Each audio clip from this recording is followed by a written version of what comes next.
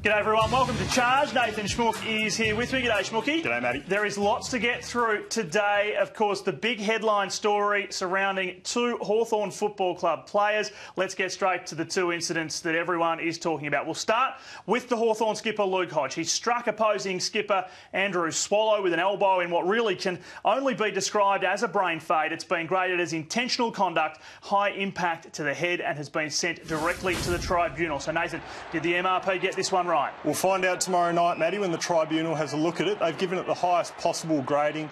I guess the one that they would have been debating was the impact. Was it high? Was it medium? They've decided to make it high because of the risk of serious injury with throwing a forearm to an opponent's neck.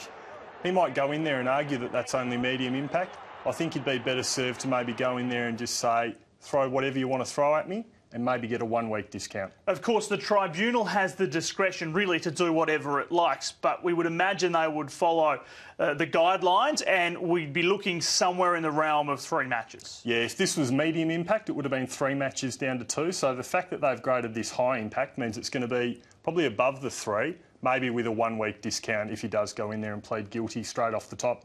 All right, also attracting plenty of interest, Hodge's teammate Jordan Lewis and his clash with North's Todd Goldstein. Now, Lewis has been handed a 2-week suspension, down from 3 if he was to go to the tribunal, fight and lose. It's been graded as careless conduct rather than intentional. High impact to the head still, though. Talk us through this one. Yeah, so he's come from a fair way back, Jordan Lewis, Matty, and he just throws a bit of a round arm, not really a spoiling motion. But that's what's got him the careless rather than intentional. The fact that he's just a bit late to a spoil, and they've given him the benefit of the doubt that he might have been trying to spoil. It looks a bit dodgy though, like it was just a late jump designed to probably hurt his opponent, Todd Goldstein. He's got no grounds for a challenge, does he? I wouldn't have thought so, Matty. No grounds at all there. And, of course, the Hawks with some interesting matches coming up, GWS and Melbourne, and then the third game in their fixture, if you look ahead, is the Sydney Swans. So that could be a crucial one, and their skipper might be unavailable. We'll see what happens tomorrow night at the tribunal. There was another incident looked at from this game, Hawk Taylor Duray. Now, he's been cleared of any wrongdoing here. Yeah, just involved in a little scuffle here and a light tummy tap to Andrew Swallow.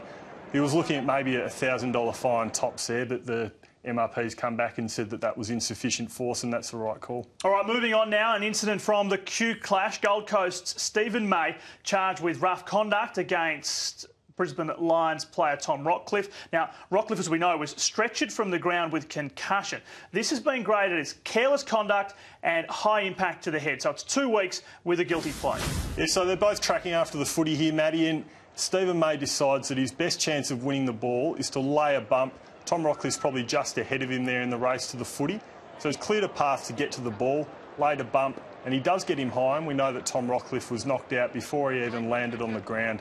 So that's why it's ended up in front of the MRP, but he might have a good case to take this to the tribunal tomorrow night. Yeah, it's going to be interesting, isn't it? Because it's reminded us of something from last year. Not something we've really seen this year, but there was a pretty big controversy surround this one with Hayden Ballantyne last season. Yeah, so this was 2 weeks for Hayden Ballantyne that the MRP came back with. He decided to challenge it and argued that his best chance of winning the ball is why he laid that high bump, because he wanted to clear a path to get the footy. And the tribunal agreed with him and said that that was genuinely contesting the ball. Stephen May might take a similar argument to the tribunal tomorrow night if he decides to challenge. All right, also charged from the Lions-Suns game was Brisbane midfielder Nick Robertson.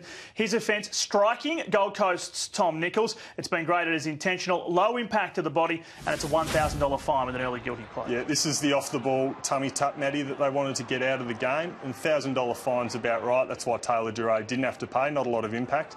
We see Tom Nichols just go to ground there, so a $1,000 fine's about right. And finally, a different type of incident to finish off the show with today. This is Richmond's All-Australian defender Alex Rance, charged with misconduct after throwing the footy in the face of Geelong's Joel Selwood. It's a $1,000 fine. Yeah, just cheeky from Alex Rance, isn't it? Spots that Joel Selwood's unaware, having a bit of a timeout, and throws the footy in his face. Just a bit mean and probably worth a $1,000 fine, but not much more, Matty. Certainly one of the more random incidents we've seen at the MRP so far this season, yes. At least. We've still got a long way to go. Nathan Schmook from AFL.com.au. You can read his stuff online, and you can shoot us both a tweet if you'd like to join the conversation. Of course, coverage from the tribunal tomorrow night.